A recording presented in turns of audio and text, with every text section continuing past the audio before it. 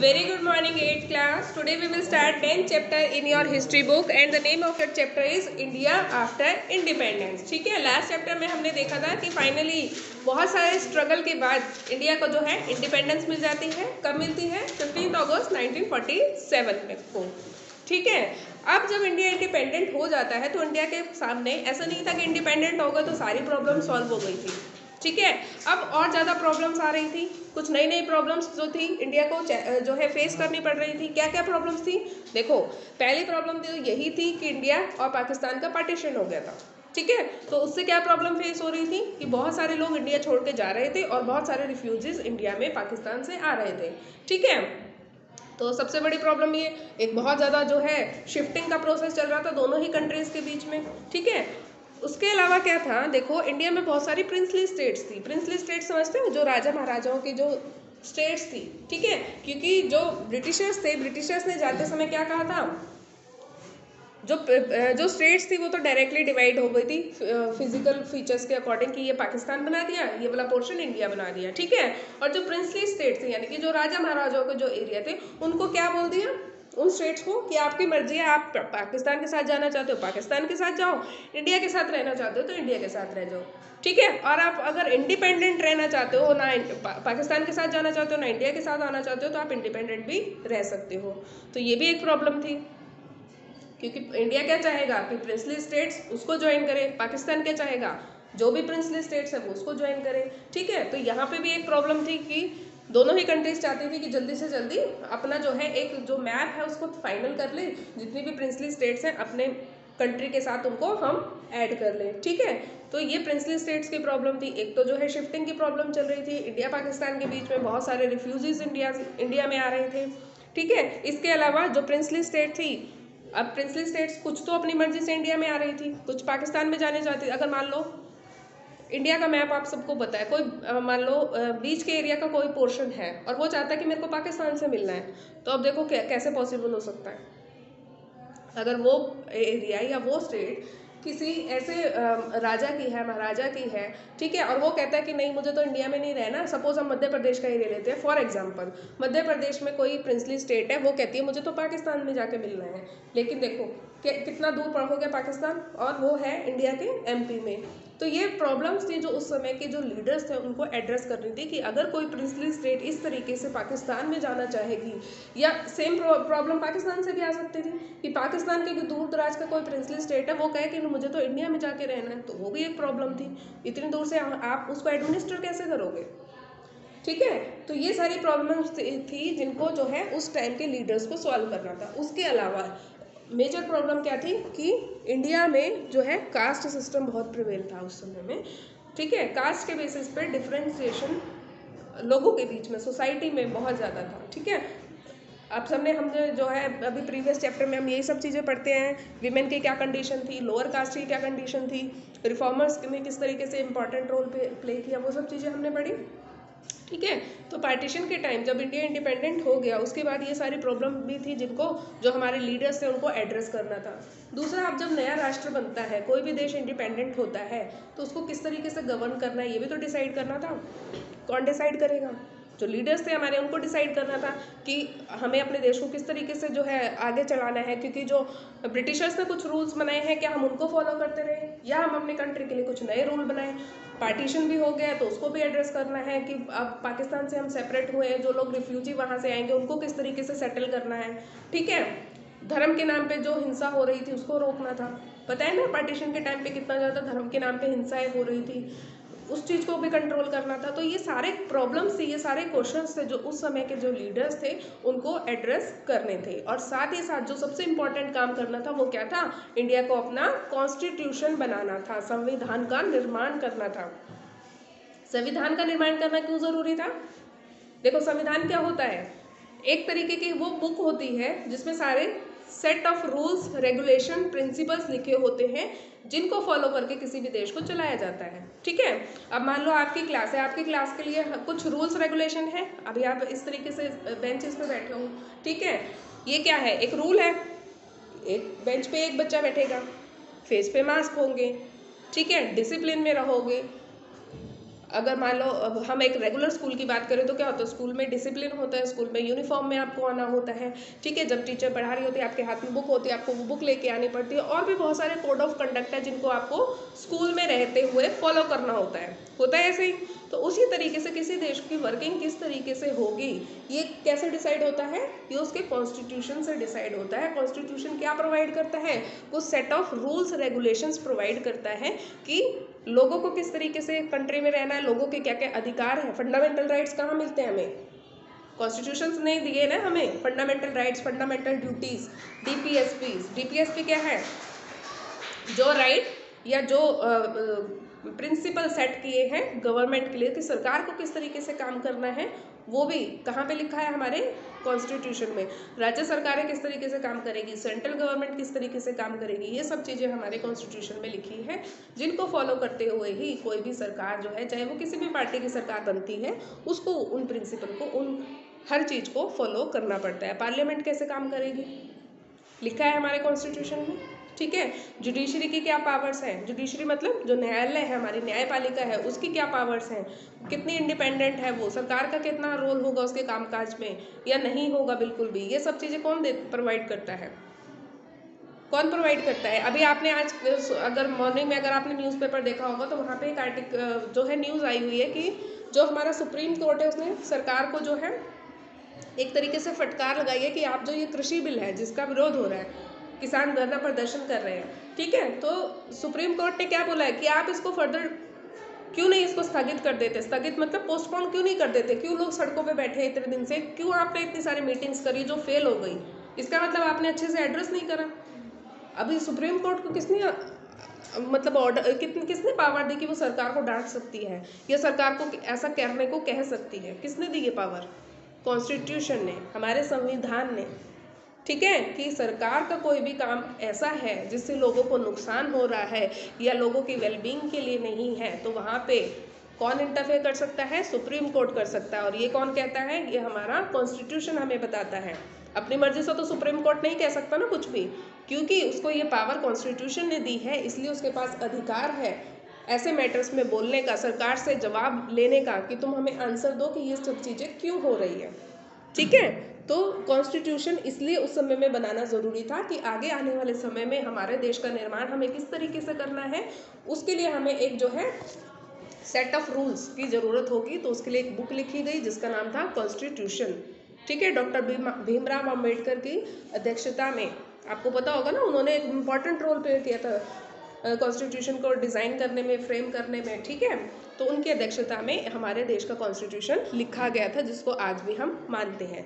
लेकिन क्या हम आज भी वो उस समय लिखे गए कॉन्स्टिट्यूशन को मानते हैं, उसमें कुछ ना कुछ समय के साथ साथ अमेंडमेंट कर दी जाती हैं, ठीक है। इतना स्कोप है उसमें कि अगर समय के साथ कोई ऐसा चेंज है जो हमें अपने कॉन्स्टिट्यूशन में डालने की ज़रूरत है तो हम उसको उसमें डाल सकते हैं। कुछ ऐड करने की ज़रूरत है, ऐड कर सकते हैं, कुछ सब्ट्रैक्ट करने की ज़रूरत है, सब्ट्रैक्ट कर सकते हैं। लेकिन एक प्रिंसिपल उसका ये भी कहता है कि आप इसका जो मतलब कुछ चीज़ें ऐसी हैं जिनको कोई भी सरकार, कोई भी न्यायालय, कोई भी जो है उसको चेंज नहीं कर सकता, ठीक है। तो इस तरीके से क्या है, कॉन्स्टिट्यूशन एक इम्पॉर्टेंट रोल प्ले करता है किसी भी देश को चलाने के लिए। तो ये सारे मसले थे, आज तो हमारे पास ये सब चीज़ें बनी हुई हैं, लेकिन जब देश हमारा बना था, आज़ाद हुआ था, उस समय नहीं था हमारे पास कॉन्स्टिट्यूशन। तो सोचो कितनी सारी प्रॉब्लम्स थी, पार्टीशन था, प्रिंसली स्टेट्स को अपने साथ लेके आना था, ठीक है, वो भी प्रॉब्लम थी। उसके बाद जो है सोशल डिस्क्रिमिनेशन था हमारे सोसाइटी में, अमीर गरीब का भेद था, कास्ट के बेसिस पर सोसाइटी बटी हुई थी, देश को चलाने के लिए कॉन्स्टिट्यूशन बनाना था। तो ये सारी प्रॉब्लम्स थी जो उस समय के लीडर्स फेस कर रहे थे, ठीक है। तो यहाँ पे आओ 129 पेज पे,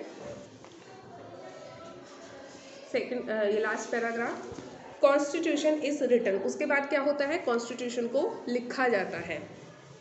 between December 1946 and November 1949 some 300 Indians had a series of meetings on the country's political future। कुछ 300 लोग, देखो 1946 से लेके 1949 तक मीटिंग करते हैं रेगुलर, ठीक है। किस बारे में मीटिंग करते हैं कि अपने देश के कॉन्स्टिट्यूशन को हमें किस तरीके का बनाना है, ठीक है। The meeting of this constituent assembly, देखो कॉन्स्टिट्यूएंट असेंबली वर्ड आपको याद रखना है। कॉन्स्टिट्यूएंट असेंबली क्या थी, कॉन्स्टिट्यूएंट असेंबली उन लोगों का एक ग्रुप था जिन्होंने कॉन्स्टिट्यूशन को बनाया था, याद रहेगा। कॉन्स्टिट्यूएंट असेंबली हम किनको बोलते हैं? लोगों के उन ग्रुप को, लीडर्स के उन ग्रुप को जिन्होंने हमारे कॉन्स्टिट्यूशन को फ्रेम किया था। ठीक, याद रहेगा, कॉन्स्टिट्यूएंट असेंबली बोलते हैं हम उनको। One feature of the constitution was its adoption of the universal adult franchise. सबसे पहले हमने, हमारे कॉन्स्टिट्यूशन का फीचर क्या था कि हमने यूनिवर्सल एडल्ट फ्रेंचाइजी को अपनाया था। क्या होती है यूनिवर्सल एडल्ट फ्रेंचाइजी? कि जितने भी उस समय तो 18 साल नहीं थी, ठीक है, 18 साल तो अब हुई है, पहले तो 21 थी, ठीक है, कि जितने भी लोग अडल्ट होंगे, अब अडल्ट हर कंट्री अलग अलग देश में जो है अलग अलग आयु निश्चित करती है, ठीक है, किसी देश में 21 हो सकती है, किसी में 18 हो सकती है, हमारे देश में फिलहाल 18 है। तो जितने भी लोग अडल्ट होंगे, मतलब 18 साल से ऊपर होंगे, उनको वोटिंग का राइट मिलेगा। इस चीज़ को हम बोलते हैं यूनिवर्सल अडल्ट सफरेज या यूनिवर्सल अडल्ट फ्रेंचाइजी, ठीक है। All Indians above the age of 21, उस समय क्या थी? 21, ठीक है, बाद में उसको रिड्यूस करके 18 ईयर्स कर दिया गया था। पहले 21 साल से ऊपर जितने भी लोग होते थे उनको वोटिंग राइट मिलता था, ठीक है। Would be allowed to vote in state and national election, वो अलाउ होते थे स्टेट के जो इलेक्शन होंगे उनमें वोट डालने के, और नेशनल जो इलेक्शन होते थे उनमें वोट डालने के। This was a revolutionary step for never before had Indians been allowed to choose their own leaders. ये सबसे बड़ा कदम था उस समय में जो लिया गया था, क्योंकि उससे पहले तक भारतीय लोगों को, जो आम नागरिक था, उनको अपना लीडर चुनने का अधिकार नहीं हुआ करता था। तो सबसे रेवोल्यूशनरी स्टेप, क्रांतिकारी स्टेप यही लिया गया था कि लोगों को हक दिया गया था यूनिवर्सल एडल्ट फ्रेंचाइजी के थ्रू कि आप अपने लीडर को, आप अपनी सरकार को खुद चुन सकते हो, ठीक है। In other countries such as United Kingdom and the United States, this right had been granted in stages. दूसरी जो कंट्रीज है, यूके है, यूएस है, इसमें जिस तरीके से इंडिया में लागू कर दिया गया था उस तरीके से नहीं हुआ था। वहाँ पे स्टेजेस में अप्लाई किया गया था, धीरे धीरे। स्टेजेस में कैसे? कि पहले अमीर लोगों को दिया गया, ठीक, जिनके पास पैसा होता था, फिर सभी जो पुरुष थे उनको दिया गया, उसके बाद कहीं जाके महिलाओं का नंबर आया। मतलब स्टेजेस में वहाँ पे दिया गया था। ऐसा नहीं था कि सभी लोगों को, जैसे इंडिया में बोलते हैं जितने भी लोग 21 साल से ऊपर है, चाहे महिला है, चाहे पुरुष है, चाहे अमीर है, चाहे गरीब है, चाहे किसी भी कास्ट के हैं, चाहे किसी भी रिलीजन के, आज भी यही चीज़ है, ठीक है। तो उसी समय से हमें ये राइट मिल गया था। जबकि जो बड़ी बड़ी कंट्रीज है, यूएस है, यूके है, वहाँ पे भी एकदम से हर एक पर्सन को, जो है हर एक सिटीजन को ये राइट नहीं मिला था, वहाँ पे स्टेजेस में दिया गया था, ठीक है। फर्स्ट ओनली मैन, देखो यहाँ पे बताया गया, first only man of property have the vote. जिन पुरुषों के पास प्रॉपर्टी होती थी, सिर्फ उनको वोट करने का अधिकार दिया था। कहाँ पे? यूएस यूके में। Then men who were educated were also added on. उसके बाद किनको ऐड किया गया? जो पढ़े लिखे पुरुष थे, ठीक है, फिर उनको ऐड करें। पहले जिनके पास संपत्ति होती थी उन पुरुषों को अधिकार था वोट डालने का, उसके बाद उसमें ऐड किया गया जो एडुकेटेड थे, पढ़े लिखे थे, उन पुरुषों को। सिर्फ महिलाएं नहीं आई अभी तक, ठीक है।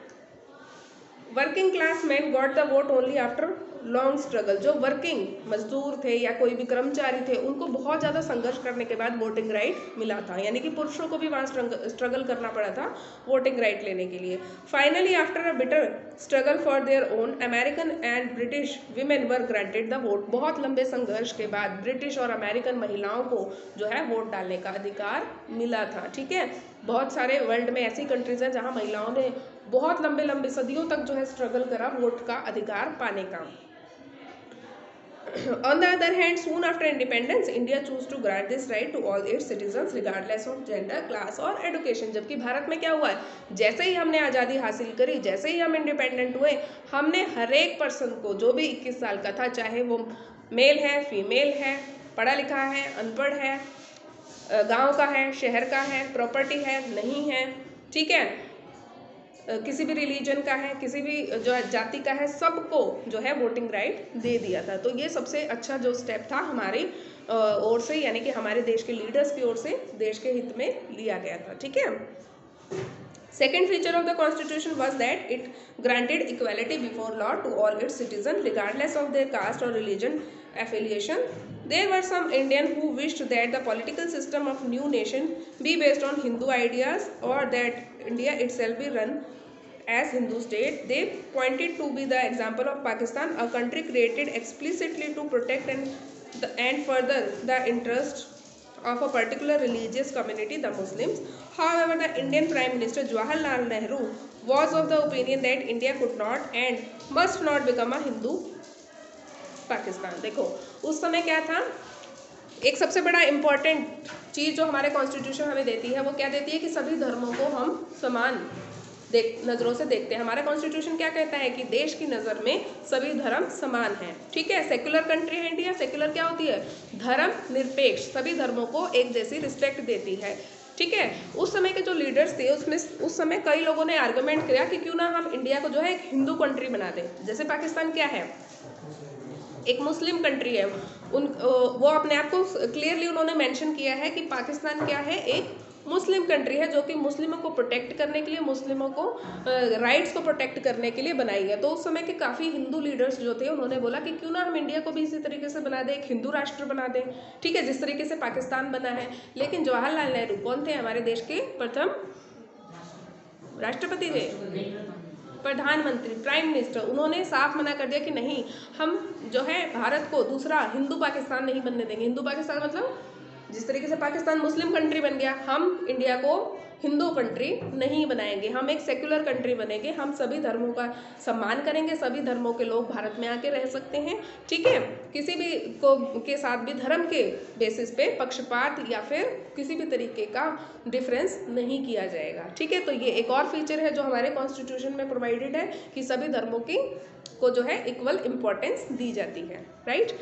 Third feature of Constitution was that it offered special privilege for the poorest and most disadvantaged Indians. The practice of untouchability, described as a slur and a blot on the fair name of India, was abolished. देखो दूसरी एक जो important तीसरा जो feature है हमारे constitution का वो ये है कि जो भी गरीब अमीर का जो भी डिफरेंस था, ये जो भी ऐसे सेक्शन थे जिनके ऊपर अत्याचार किया गया था, जैसे कि अनटचेबिलिटी बहुत थी, हमने प्रीवियस चैप्टर में पढ़ा था, अनटचेबिलिटी थी, छुआछूत की प्रॉब्लम थी, गरीबों को इल ट्रीट किया जाता था। तो इन सब लोगों को प्रोटेक्ट करने के लिए हमारे कॉन्स्टिट्यूशन में जो है प्रोविजन डाले गए हैं कि अनटचेबिलिटी को ख़त्म कर दिया गया, छुआछूत को ख़त्म कर दिया गया, ठीक है।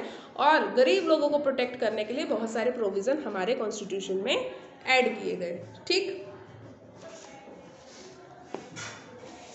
पहले क्या होता था, देखो जो मंदिर होते थे उसमें जो लोअर कास्ट के थे उनको एंटर नहीं करने दिया जाता था, ये सिस्टम खत्म कर दिया, ठीक है। एक ही स्कूल में एक ही जगह पे मतलब कुएं अलग होते थे, लोअर कास्ट के अलग, अपर कास्ट के अलग, ये सिस्टम खत्म कर दिया। बच्चों को एक जगह पे, हर एक कास्ट के बच्चों को एक जगह पे एजुकेशन मिले, ये इंश्योर कर दिया गया, ठीक है। तो ये सब चीज़ें हुई। Along with the former untouchables, the Adivasis and scheduled tribes were also granted reservation in the seats and jobs. देखो SC, ST इन लोगों को, आदिवासी लोगों को, इन सबको क्या मिला?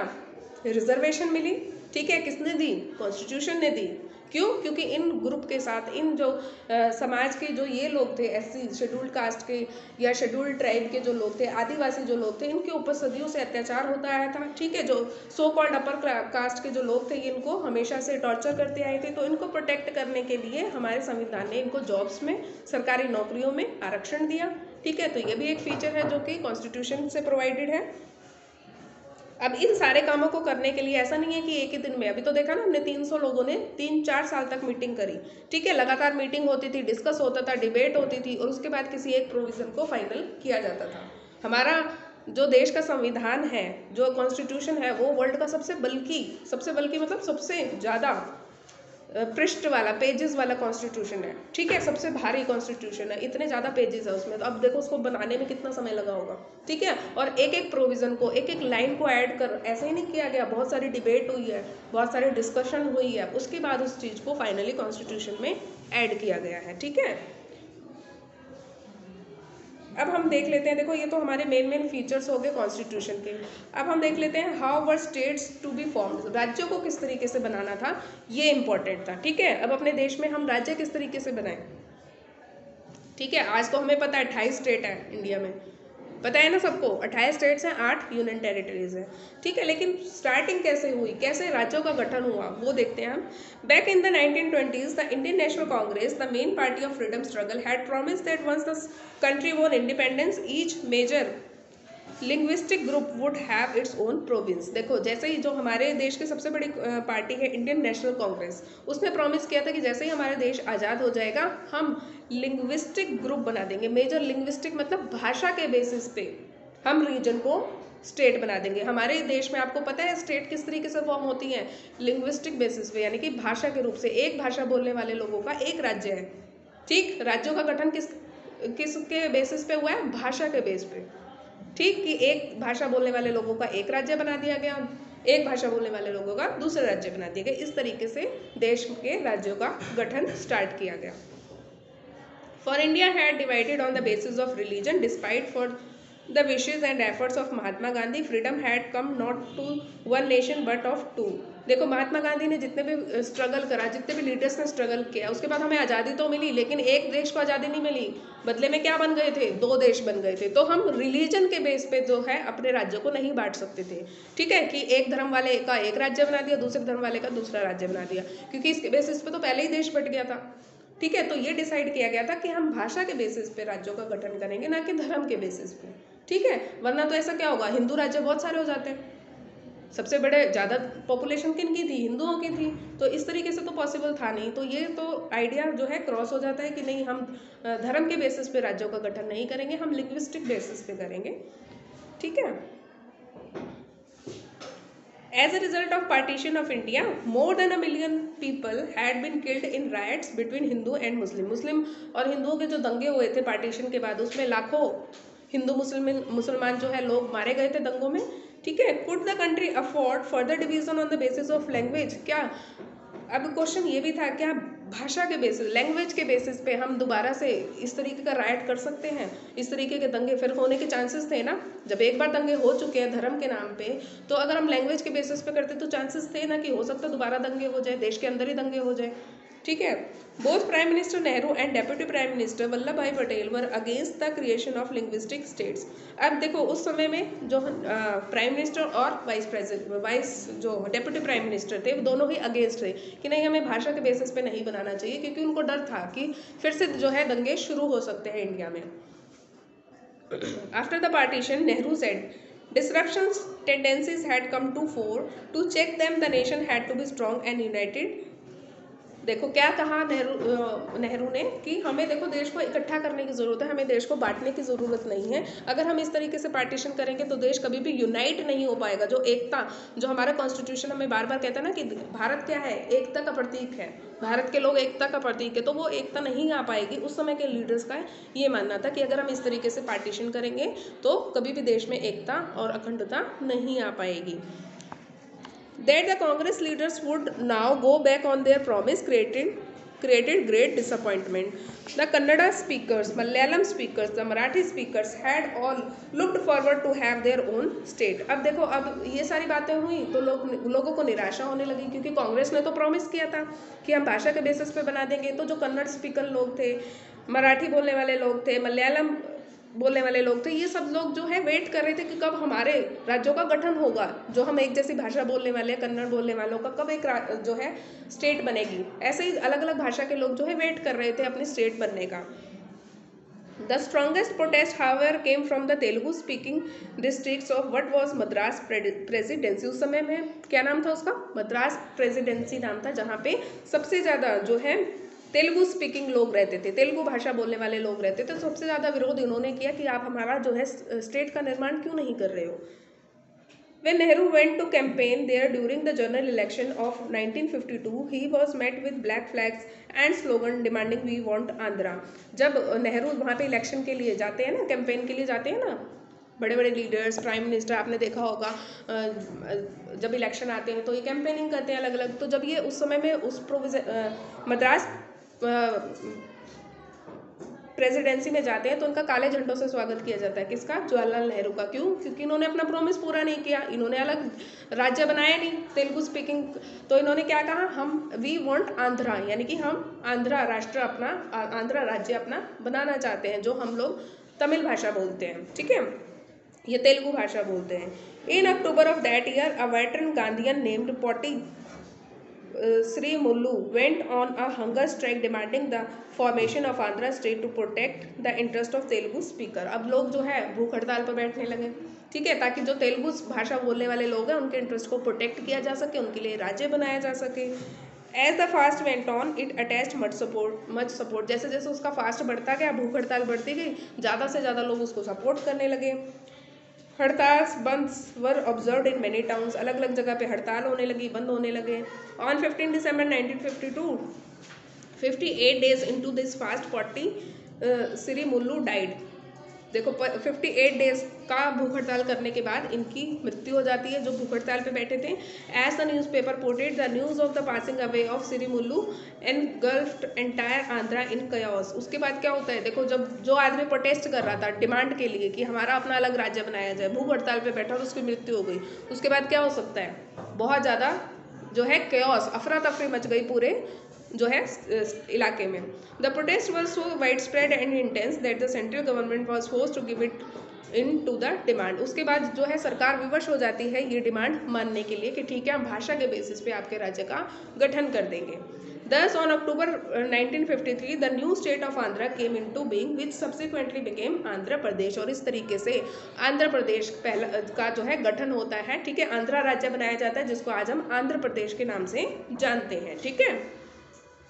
After the creation of Andhra, other linguistic communities also demanded their own separate states। अब जब देखो एक राज्य बन गया भाषा के बेसिस पे, तो क्या होगा, दूसरे राज्य भी आएंगे, दूसरी भाषा के लोग भी आएंगे ना कि ठीक है जब आपने उनकी भाषा का एक राज्य बना दिया तो अब हमारी भाषा के लिए भी हमारा राज्य बना दो। तो ऐसे करते करते फिर धीरे धीरे सारे स्टेट्स जो है लिंग्विस्टिक बेसिस पे बनने शुरू हो गए, ठीक है। तेलुगु भाषी, तमिल भाषी, पंजाबी भाषी, हिंदी भाषी, इस तरीके से सब जो है अलग अलग राज्य बनते चले गए, ठीक है। आगे समझ में। अब इसके बाद रह गया आपका planning for development the nation 60 years on. Development किस तरीके से आया देखो कंट्री में, राज्य का गठन कैसे हुआ ये देख लिया, ठीक है। किस तरीके से स्टेट्स बने, on the basis of linguistic. Planning for development, lifting India and Indian out of poverty and building the modern technical and industrial base were among the major objectives of the new nation. In 1950s, the government set up planning commission to help design and educate suitable policies for economic development. There were a broad agreement on what was called a mixed economy model। देखो अब क्या था, देखो state का निर्माण हो गया तो उसके बाद देश को आगे बढ़ाने के लिए आगे बढ़ाने की ज़रूरत थी।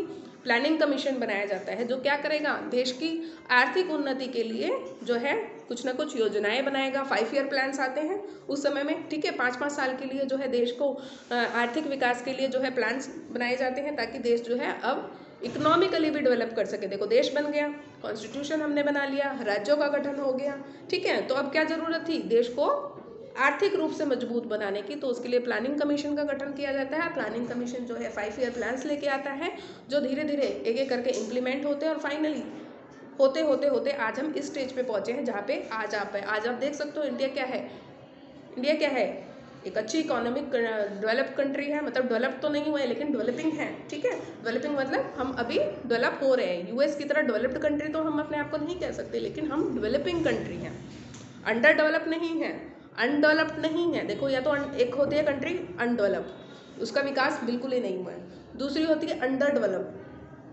अंडर डेवलप मतलब अभी उसका विकास होना बाकी है। तीसरी होती है डेवलपिंग कंट्री, डेवलपिंग मतलब जो विकास की राह पे चल रही है, आगे बढ़ रही है। और चौथी होती है आपकी डेवलप्ड कंट्री जो कि आर्थिक रूप से डेवलप हो चुकी है, जैसे आपकी बड़ी बड़ी जो इकोनॉमी है, यूएस है, चाइना है, ये सब क्या है, ये डेवलप हो चुकी है। तो इंडिया कहाँ कौन सी श्रेणी में आता है, आपका डेवलपिंग नेशन में की इकोनॉमी की श्रेणी में उसमें आता है, कैटेगरी में आता है, जहाँ पे हम क्या कहते हैं, India is a developing country. मतलब अभी हम डेवलप हो रहे हैं, ठीक है, फुली डेवलप्ड कंट्री नहीं बने हैं, लेकिन आने वाले कुछ समय में हम डेवलप्ड कंट्री भी बन जाएंगे, ठीक है। तो ये पूरा आपका चैप्टर यहाँ पे कंप्लीट होता है, ठीक है।